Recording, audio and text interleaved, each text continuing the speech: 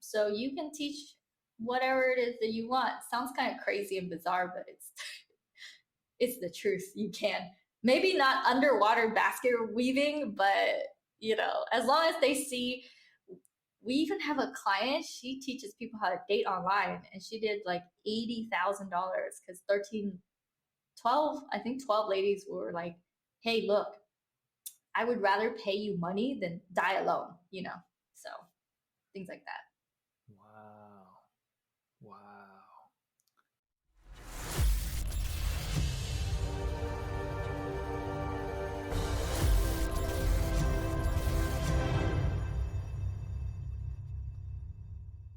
All right. Thanks, Kim, for joining us at the Life of a Career podcast. Before we get started, can you give us a quick introduction of who you are and what you do? Yeah, my name is Kim Dang. I'm the founder and CEO of Group Convert. It's a software that lets you collect emails from Facebook groups. And from there, I've created an education platform with an entire team where we help Facebook group owners monetize from their community. And we've seen in about 2 to 3 weeks coming into our program, on average, our clients were able to add an extra $10,000 at least to their bottom line in terms of revenue on group sizes of 200 to 300 people.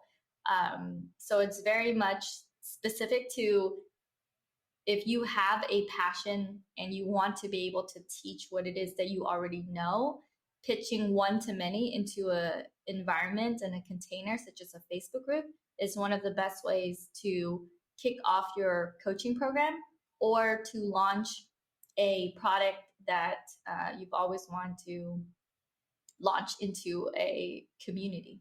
So yeah. Oh, yeah. I'm excited to hear about the details of that. Like, how do you do it? Like, how did you get into this? So we'll get there. But before we start or get into the weeds of it, um, is this what you always wanted to do when you were little? Did this even exist? No, not at all. My parents wanted me to become a doctor, and instead of becoming a doctor, I instead moved to the desert of California, and I started a legitimate dismantling company, which is called, in layman's term, like a wrecking yard. So I was the kid that was always selling stuff on eBay. When I went to college, I had like from floor to ceiling shoes that I would take from stores that had an overflow, and I would sell those on eBay. So I saw that car parts sold really well on eBay, used car parts.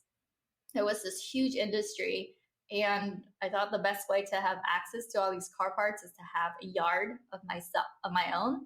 And I coerced a person that already was working at a wrecking yard to come and team up with me because he knew the ins and out.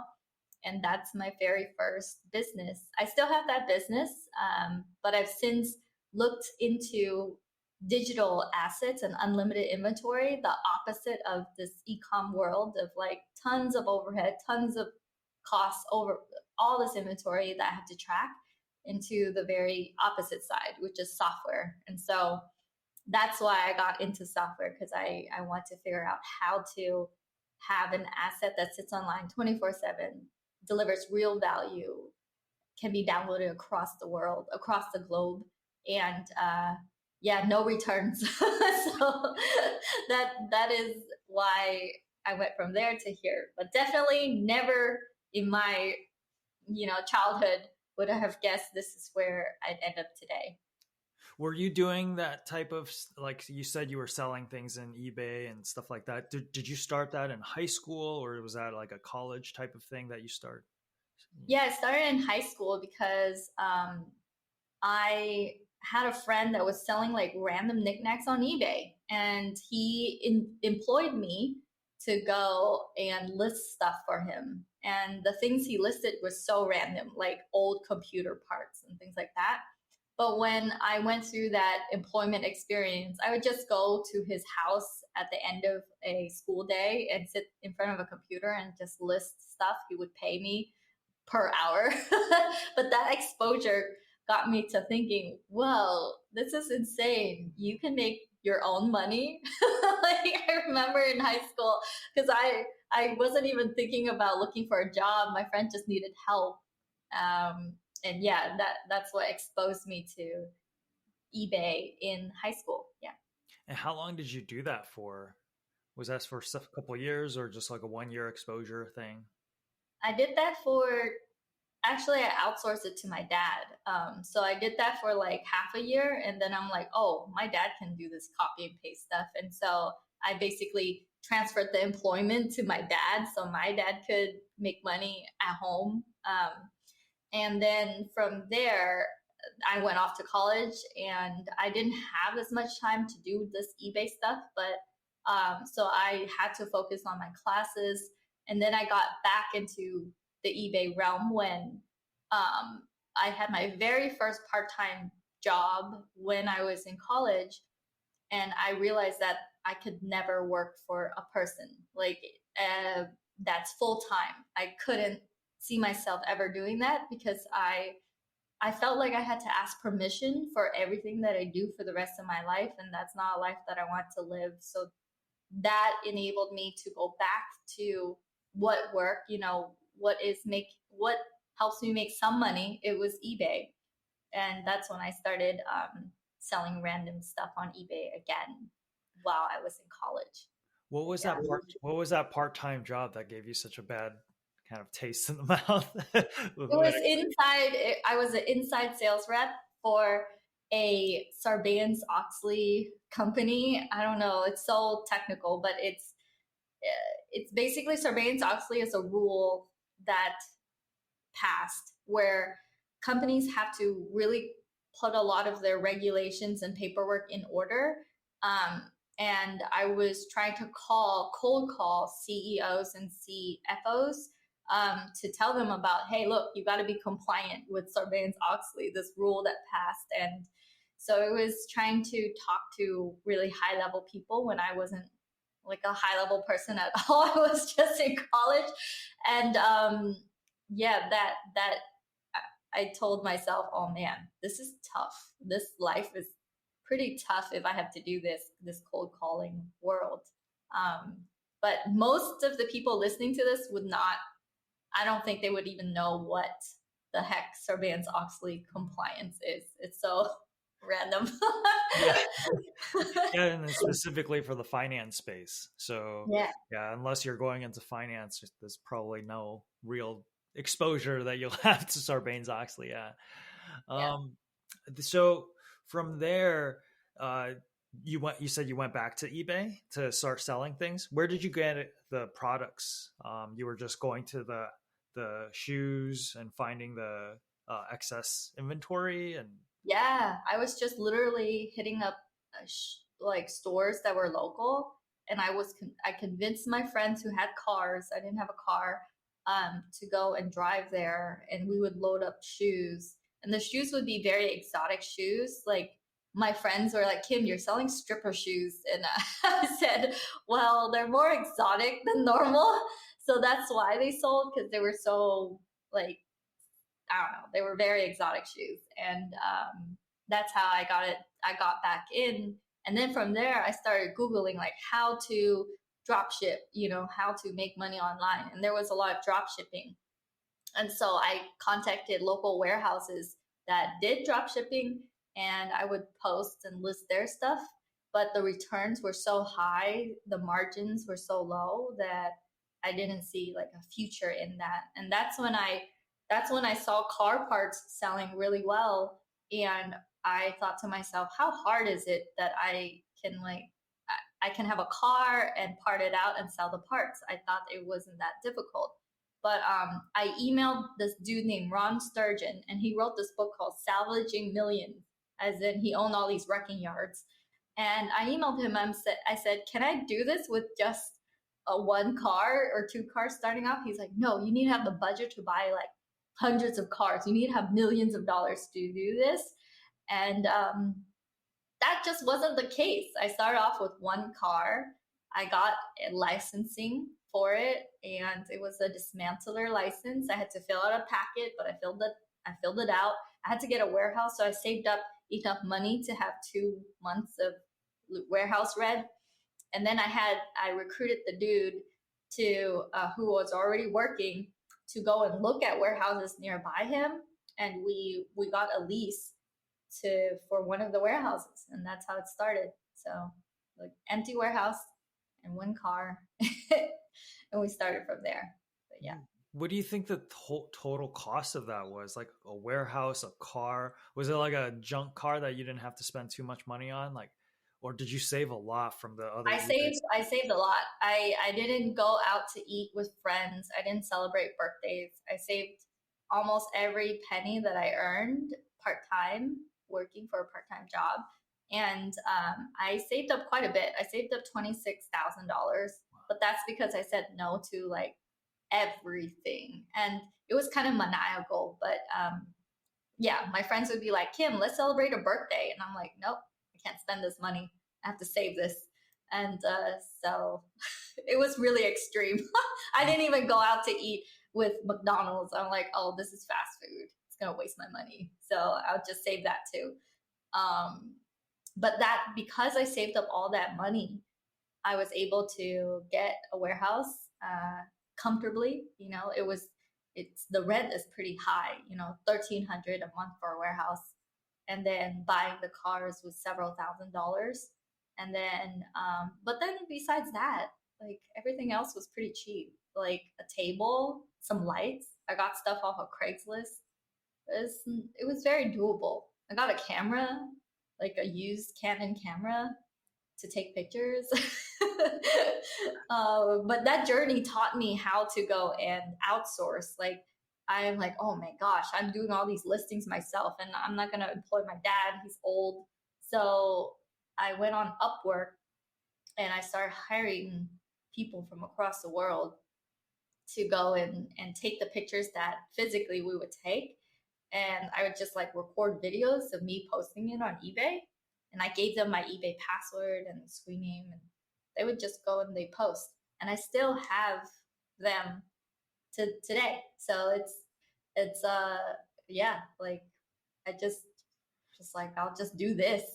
And it gave me so much skill. Like I learned how to negotiate with shipping people, because I had to ship out transmissions, engines.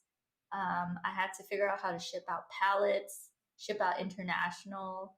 I had to figure out software to weave inventory together, like ShipStation. And then I had to figure out omnipresence software that will let me list not only on eBay, but Amazon and Shopify. So that experience taught me a lot of trying to figure out human beings and how they work together, um, to orchestrate, like, you know, this ecosystem that produces money. So yeah. That's amazing. What did you study in college then? Then did it even matter what you were It studying? didn't it didn't matter, but if I tell you the subject, you will be like, oh, that makes sense. So I studied, my parents wanted me to be pre-med, so I took pre-med classes, but my my subject was business economics. So it just, you know, I'm like, hey, I want to figure out this business stuff. However, a lot of the classes at my school were very math oriented. Like we were figuring out logarithms and all that stuff. So the accounting classes made a lot of sense, but the more advanced economic classes made no sense whatsoever. It was more like math, and having a more mathematical mind is these classes where we have to figure out all these formulas, and I just didn't see that apply at all. Like 0% in what I was doing. Yeah. Yeah, I mean you were gaining a lot of success on this one path, like that to be able to save that much money during college is really significant. You know, most people go into debt and you're over there making money and getting a warehouse, buying cars. How did you how did you know the return that you were going to get from the uh purchasing that car in the warehouse? Like, did you have to sort of reverse engineer, like, hey, this is how much all the parts are? Did you do that much research? Like, hey, every single part inside this car, it's going to give me this much return. So I think I should net this much. Like, could you walk us through a little bit of like that decision making process? Yeah, so obviously the whole industry is very lucrative. So like I didn't question whether it was going to make money. What I had to figure out was if I buy a car, what's the return and how can I like figure that out? So it's pretty easy. You go, there's software that will allow you to know what a part is based on the part number and then what cars it would fit. So one part could fit like 15 types of cars. I trained my virtual assistant from overseas to go and log in remotely into my computer to go and look up all the parts. So he did all the research. He would do all the research to all the parts. This how much it's sold on eBay. You can actually go and copy and paste the part number, go to click sold, and then historically see how much that part sold for. And so even before we buy the car, he would do the research on different car models and different years. And based on that, we would make an educated decision. And then from that, he'll go online to the wrecking yard, all these like wrecking yard auction places that you could just buy online as long as you have a license. So we would just purchase cars that make sense to go and buy. And usually a car that's wrecked is about a couple $1,000s for us to purchase. But the parts would sell out, would part out to $15,000, $20,000. So it was a matter of how much do we have in inventory. It's more like the more cars we part out, at first it's going to be like a couple $100s a day in terms of how much it's making. But then the more parts that exist inside of our warehouse, the more SKUs, it's just going to be like more purchases of like apart from this car here, apart from that car there. And so it is a numbers game, a volume game to be able to do that. But but I mean, now what I do is completely different from that world, like 1000%. So I don't want to go way too deep into that, but it's a good business model that I don't know. I don't even know right now if it's a good business model to go into because of how cars are becoming more electric and yeah. So like I feel like it's an okay business model and my warehouse still sells, but in the future, I don't know. I don't Yeah. know if it's feasible. Yeah, no, I think that yeah, the purpose of the you telling it is like the amount of detail that you understand about that business, right? Like the I think a lot of people want to start businesses, but sometimes they don't think about all the details that go into it. And then what you just showcase is like there's a lot of nuance and details that you had to pick up and learn, even about different car parts and SKUs and things like that, right? So Oh yeah. Mhm. yeah, so and then how long did you do that for? You graduated college, you clearly didn't go into the medical field, or did you? Did you go down? No, after college, I ended up uh, just like doing nothing. I went and I kind of binged off. This sounds really bad, but I was in a relationship, and that relationship I didn't really have to do much of any kind of work. He just paid for everything, so I was just working on my thing while like he paid for everything. And after the relationship ended, which took about 2 years, that's when I was like, okay, I need to make like real good, I need to take this more seriously and like really go for this. Because I was doing it, but I wasn't like all in. I wasn't like, let's go, let's hardcore do this. It's more like, let me see where this will take me, but I wasn't that serious. So after that's when I was like, okay, like I gotta go hardcore on this. And that's when I that's when I started purchasing cars with like higher velocity, and I started like just going ham with it. I just purchased 2, 3 cars a month, and then increase that number. I started hiring more people to take apart the cars.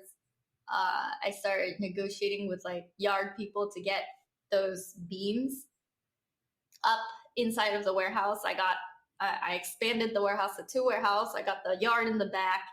Um, and yeah, so, and I did that for about 5 years, like hardcore 5 years before I realized that I didn't want to live in the desert anymore and be surrounded by the warehouse life, which is like summers are really hot and winters are really really cold, and I was just in the desert a lot, and I like met someone there, and I think it's because I met someone that I stayed there a lot longer than I would have stayed. But when that relationship ended, that was when I moved to Moreno Valley of California, and I got into the software world. I started getting into the software space because I didn't see my whole life as parting out cars and selling car parts on eBay anymore. Could you just explain what the desert is? Like what do you mean by the desert? Like what's like in my head you're just in the middle of like Burning Man or something. Like is that what you're talking about? Yeah, it was just a bunch of warehouses, barely any homes. It's in Hesperia, California, so it's like super dusty and just cactus and yeah, barely anything. Like we didn't really have anything to do other than climb rocks. So I got really good at rock climbing, and I befriended a lot of people who did rock climbing. So we would rock climb almost every weekend. And so that was life, like sleeping out in the rocks, rock climbing, camping a lot, and parting out cars. It was a very rough existence, but it was fun. I had a great time. Yeah, that sounds like a blast. I just curious how was your parents when you told them about that lifestyle when they wanted you Yeah. to be a doctor? Well, it's so funny. They were severely disappointed. Oh man, all these noises. They were really disappointed when I said that I didn't want to become a doctor. They were so sad. And we didn't talk for like 6 months because they kept going, you can still go back to medical school. And I'm just like, no, I don't even want to do that. And but yeah, they were really sad. And then they saw me living like the desert life, and they were just like, "What is this?" but they supported me because after a while, what can you do? You can't fight it anymore. They're just like, "Yeah, I have a daughter that lives like in this industrial area with all these warehouses, and yeah, we visit her warehouse. They visit me. I think once every 3 or 4 months, they would drive up and they would just visit me to make sure I'm alive and I'm safe. And they live in Orange County, so it's about an hour and a half away. So it was pretty much a drive for them to come and visit me. And I would visit them, and they would bring up food, and they'd just walk around the warehouse, and my dad sat in some of the cars, like a Jaguar. He's like, "Oh wow, Jaguar car," because I parted out luxury cars, so it was more like convertibles, BMWs, and all that stuff. But yeah, Well, yeah. so you lived in the warehouse then, or I basically lived in. It's illegal to actually live in the warehouse, so I got a 1 bedroom place nearby. And man, I went through so many roommates too. A lot of the roommates were like drug addicts and all that stuff. Man, I'm getting like flashbacks. But yeah, I basically lived at the warehouse. I would work nonstop. I would probably in a day 16 hours, and I would be there till late at night. And people were afraid for me because it's in the desert, and there's like lots of people that are high on drugs there. And I'm just there. And I wasn't afraid of death really, or afraid of other people. I was just very comfortable running this business because at the end of the day, I didn't answer to anyone, and that gave me the most peace. So yeah, That's I don't know. I'm Yeah. gonna after this, I'm gonna go Google where this is so that I can on Google Maps just so I can see like what do you mean by the desert? Because I'm just it's, it's It's still not like completely like Burning Man. There's a bunch of warehouses. yeah. Now that place, I haven't visited that place for like years because it just runs by itself. But there are buildings now, and there are more things over there probably if you Google map it. Hmm. But when I moved there, it was very sparse. Yeah, Yeah. tons of industrial buildings. Okay. Yeah. And then you said you moved and got into the software space. Like how did that work out? So I was sick and tired of managing inventory. So I went online and I'm like, how can I make money online without inventory? And that led me into affiliate marketing, which is like, you don't need to have anything to be able to make money online. And I befriended this girl named Rachel. And she's like, Kim, you should start a Facebook group and then invite people to it and they'll click on your affiliate links and then you can like have a show. And I said, okay, that sounds cool. I'll try doing that. And I got into Facebook groups. I created my own, and it's called Affiliate Marketing with Kim C. Dang. Even though I made like $0 on affiliate marketing, I just was like creating something. And based on that group, whenever people come in, they would have to answer 3 questions, and I would always copy and paste those questions and answers to a Google sheet because once I click approve, it's gone. And I don't know why Facebook created their software like that. That's weird. But because of that, I saw that, oh, wow, this is a need. Like, this is something people might pay for. And I went on Upwork again and I like create a tool that will collect emails from Facebook groups.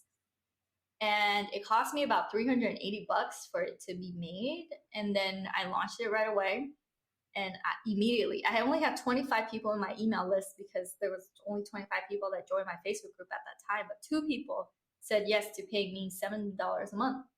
And within like a week of that, I remember I'm like, oh my gosh, 2 people said yes to this. And so I started talking to more people on Facebook. I just friended a bunch of people on Facebook.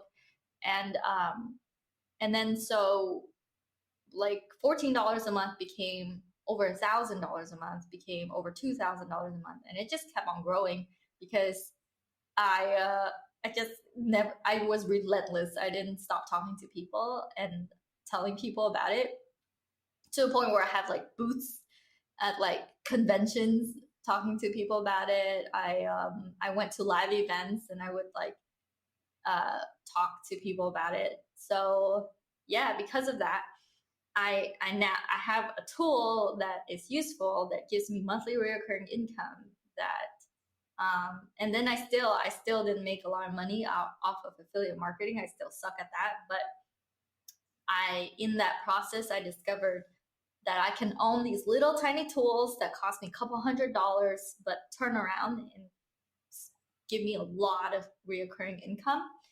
And when I saw that that was the case, I started teaching it.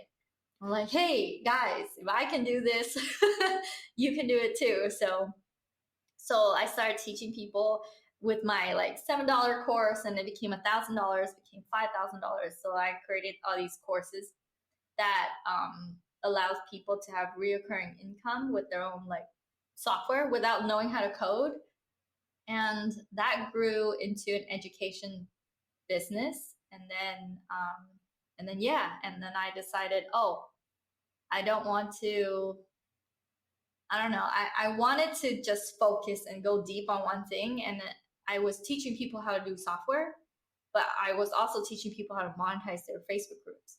So I actually combine both into one program now, which is my program, Group Convert Ignite, monetize a Facebook group, um, and helping people pitch their offer into the group and their offer could be software, their offer could be coaching, but that's what I like niched down to.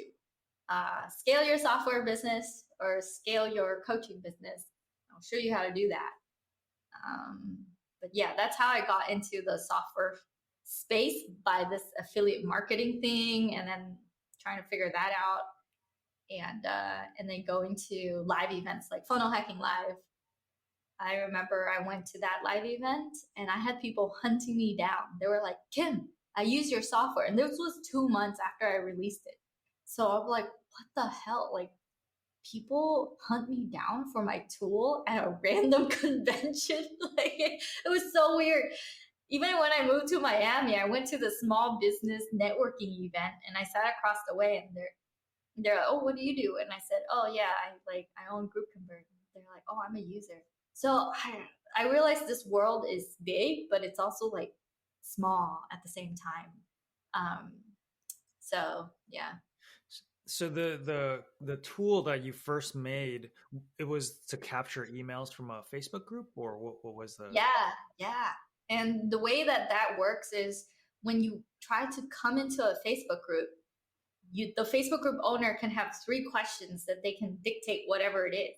And then you provide the answer. So one of the questions would be, what is your email address to come into this group? Another one's like, what's your phone number?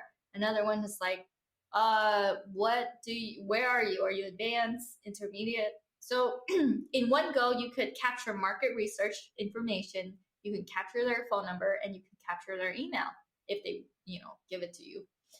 But once you would click accept, if you don't have my tool, all that information just goes away, or you have to manually copy and paste that stuff and put it somewhere in Excel sheet.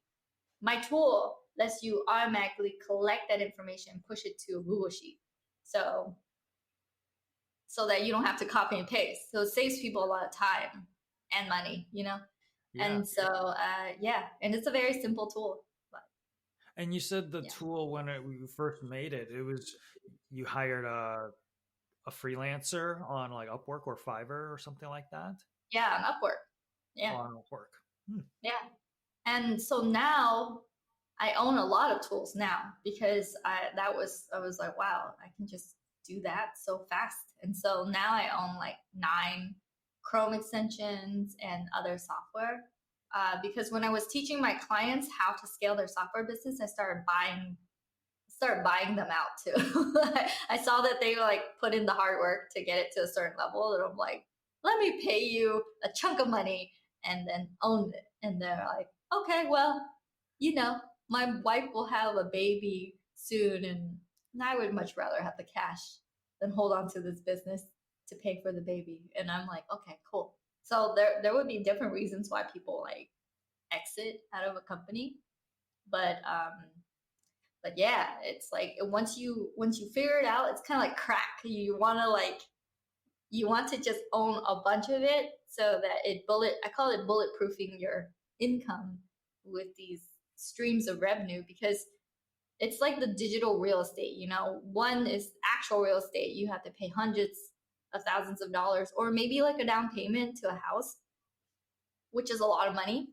And then things can happen to that house physically, but you could also invest in these little tools that's online, and they can give you reoccurring income, kind of like renters will, except they won't mess up your property because they can't, because it's digital.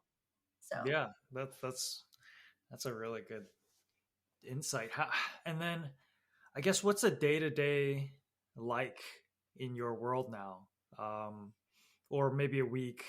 It just depends on how your schedule looks. Like, what do you do now that you have all these different businesses in the, from, I think you're still parting cars, and then you have all the software stuff.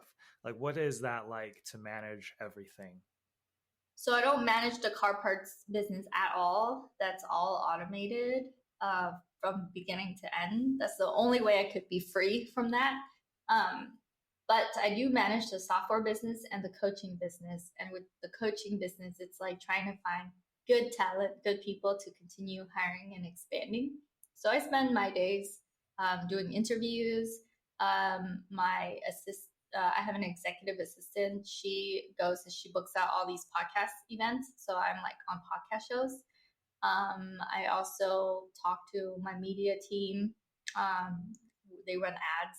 So like figuring out like how to do ads better as well. And then leadership team meetings with my team, sales meetings. We have a sales team, and you know, and then also software meetings with um, my software team.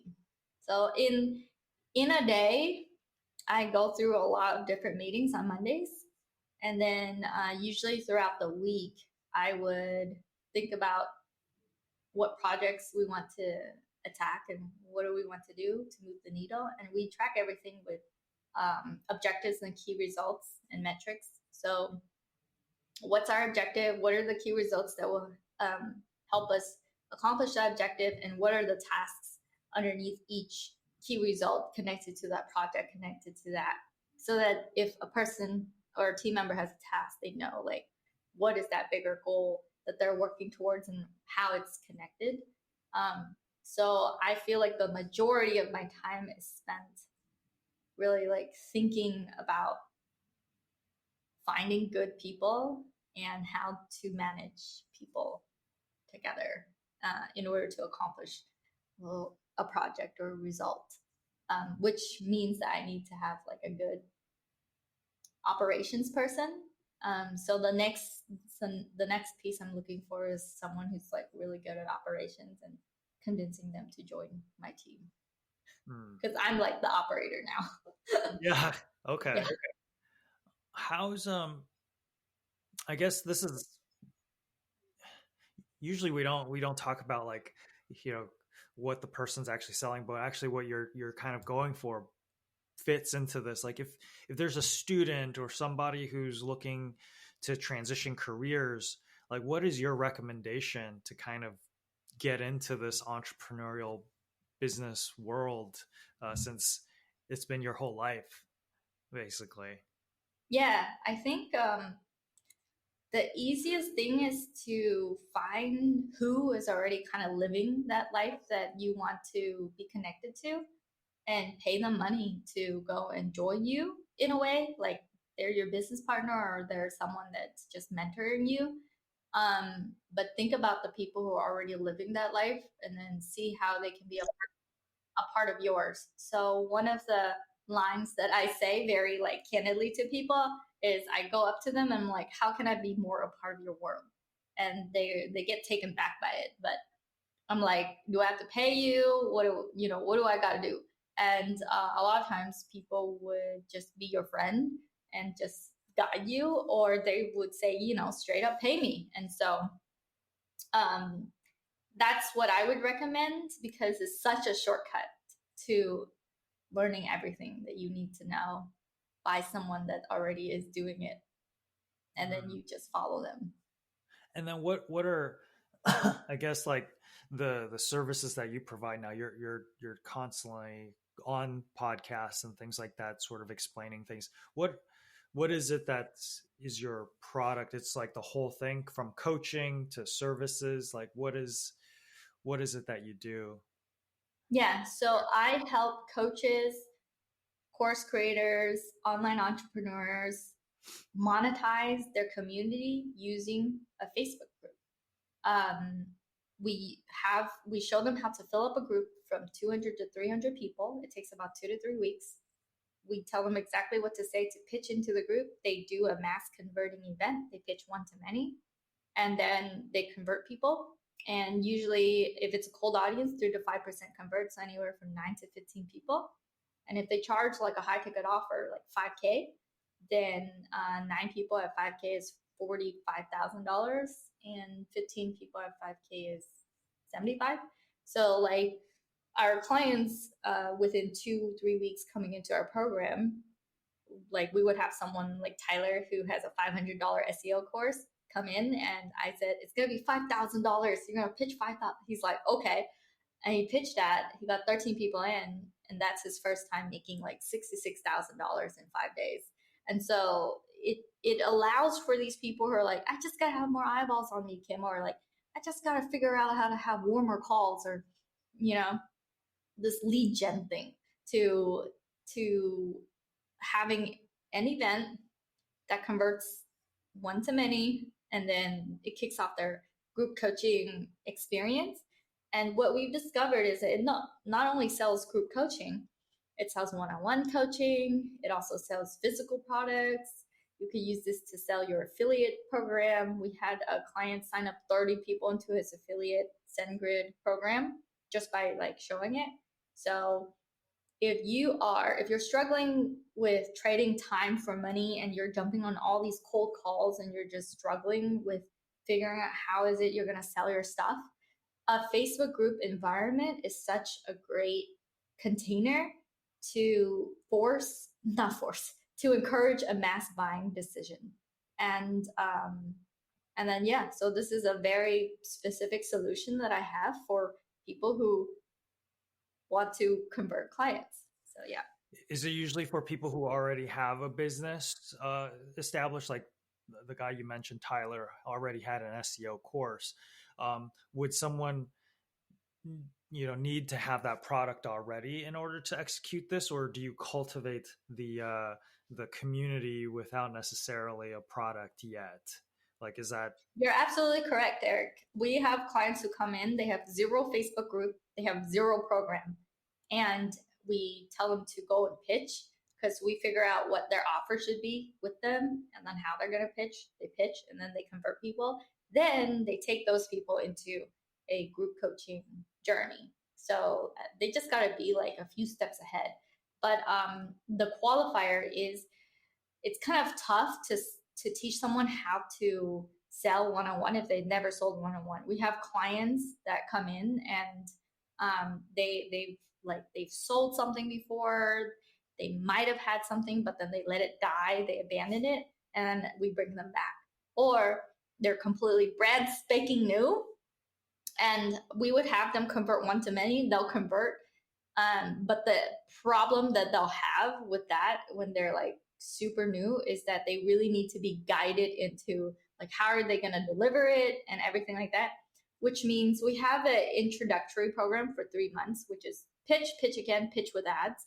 And then after that, the next problem that they encounter is, how do I have this business be long term for me? It's not like a get rich quick mentality. You have to be in it for the long haul to help your people. So that's why I have like a year-long program that extends beyond that 3 month. So to give you a straightforward answer, yes, you can absolutely be new, and you don't need to have anything as long as you have the information in your head and you can teach it. It will be more of a struggle for you, but it's not going to be like night and day struggle. It's you'll just have to work a little bit harder than people who already have a program, you know? Mm-hmm. And when you say program, it means something that they can teach, right? So it could be like, let's say they have some IT experience, and maybe they want to teach that, or I They don't could know teach what else. anything. Yeah. We have clients who teach. Shelly, she teaches people how to do handstands over Zoom, and she was selling it for $200 an hour package, and we changed it to a $4,500 group coaching thing where they be taught through Zoom, and she collected like $90,000 in a month just by selling that. And so you can teach anything that you want. You can teach people. We have clients teaching the Akasha records to read like the universe. We have people teaching not even in English. Like we had a person teaching in Norwegian. So you can teach whatever it is that you want. Sounds kind of crazy and bizarre, but it's the truth. You can. Maybe not underwater basket weaving, but as long as they see.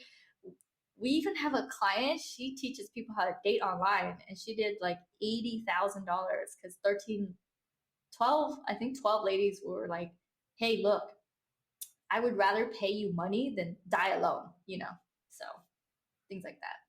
Wow. Wow. That's the price tags that you're putting on these things. It's so high too. Like they are really high ticket items. What do you uh I guess what's your advice on that to be able to, the guy initially said, "Hey, this is a $500 SEO course," and then you're like, "No, 10x that to 5,000." What was the psychology behind it? Like, did he have to get through like, "Oh my God, is this worth $5,000?" Like, do you have to coach them through that, or do they usually just go, "Oh, you think I can? Like, I guess I will. Like, that sounds really cool.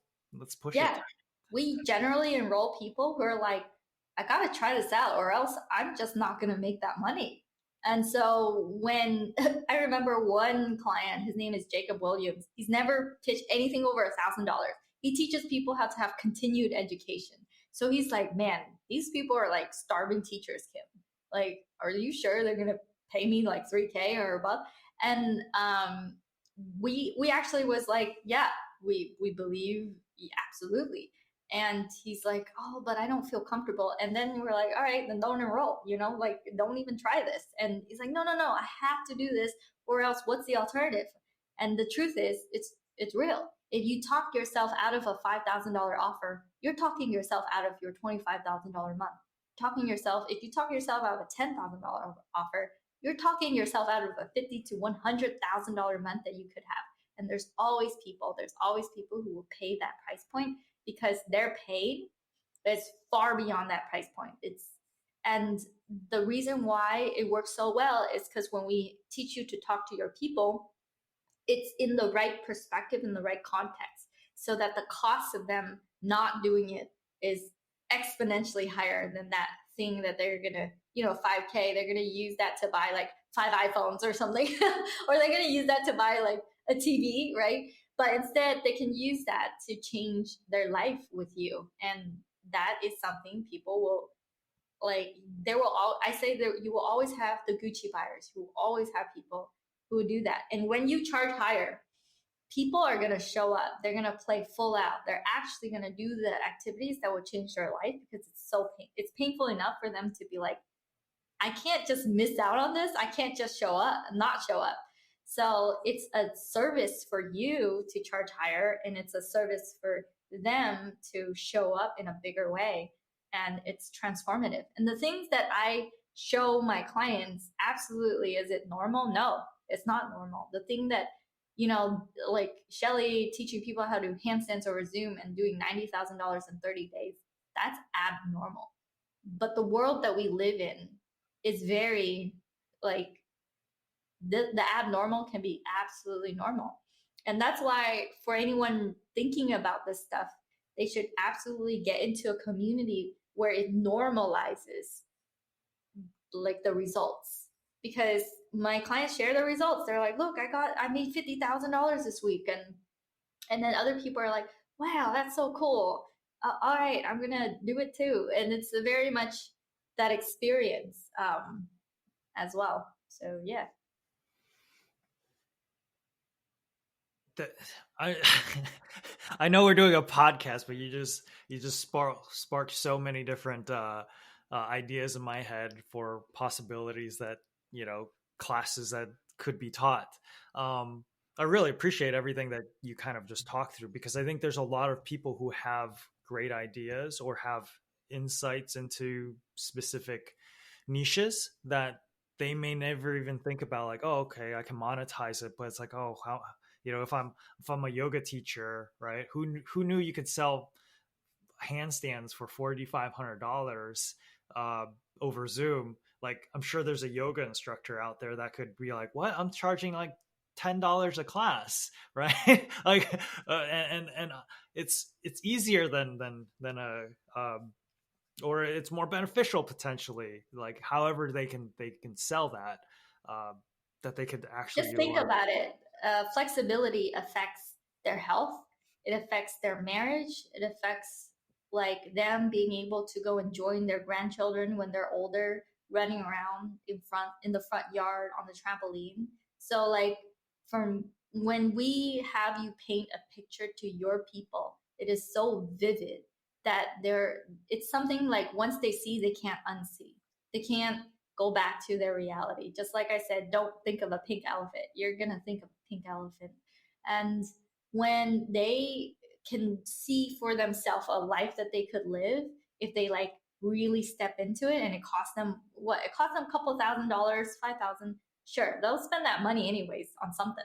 But if they spend that money on you and they say yes to a life that they could live if they followed you, then we position you as the very next step in their journey. And it makes it really no brainer that, especially if they're in a group with you, it feels like they're living with you in that container, in that environment. And the biggest thing that I see is that it really gives people a lot of hope, because everything is energy.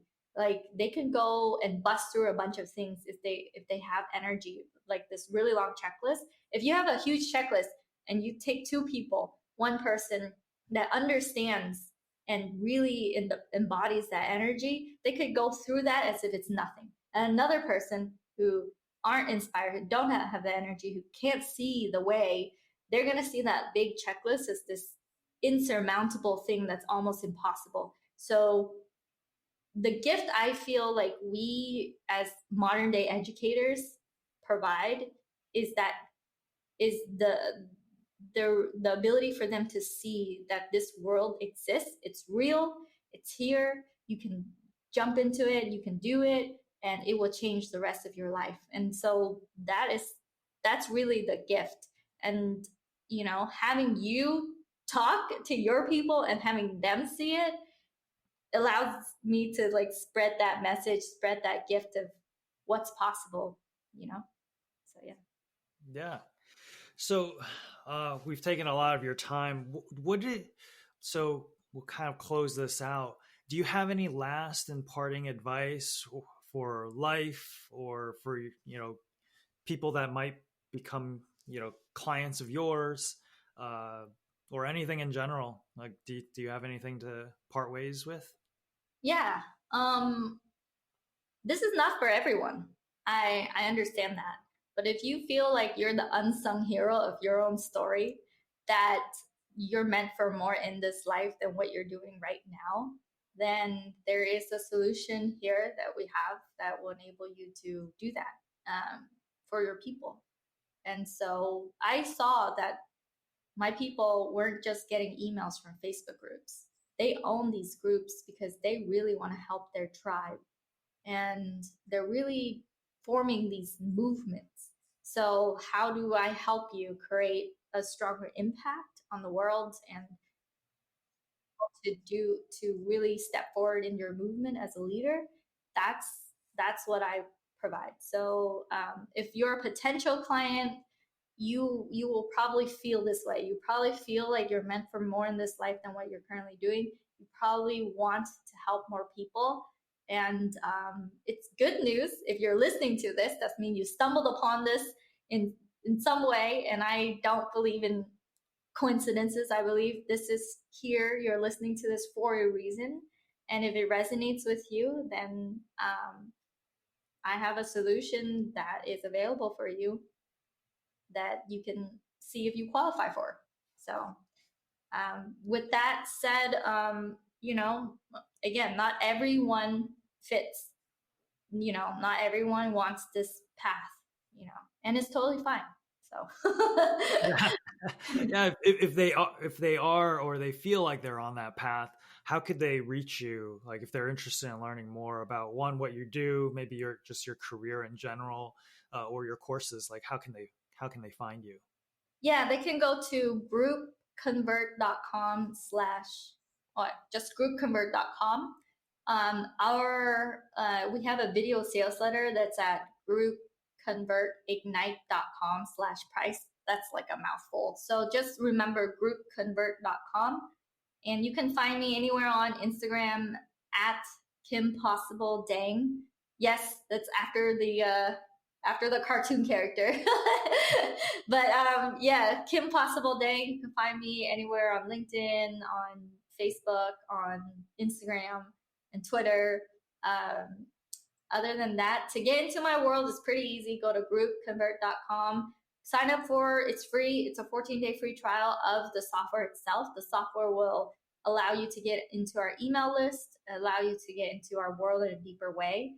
And I think that's a great way to just, experience us in terms of real value. Because once you start using it, you'll see like, oh wow, I can do this, and then see what the next step is for you.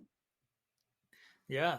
Well, thank you so much for your time. I think everything, your story of how you went about pursuing entrepreneurship and then being successful, being, I think a lot of people try a lot of these different courses and they're not successful. I think hearing your story of how you actually found your way into getting these successes for not only yourself but others is like really valuable. So really appreciate your time. And thanks again for joining us at the Life of a Career podcast. This was Kim Dang. Thank you, Eric. Hey, thanks for joining us at Mentor Access. If you like what you just watched, please click like and subscribe, and also hit that bell so that you get notified when we have new videos come out. Thank you for supporting our mission.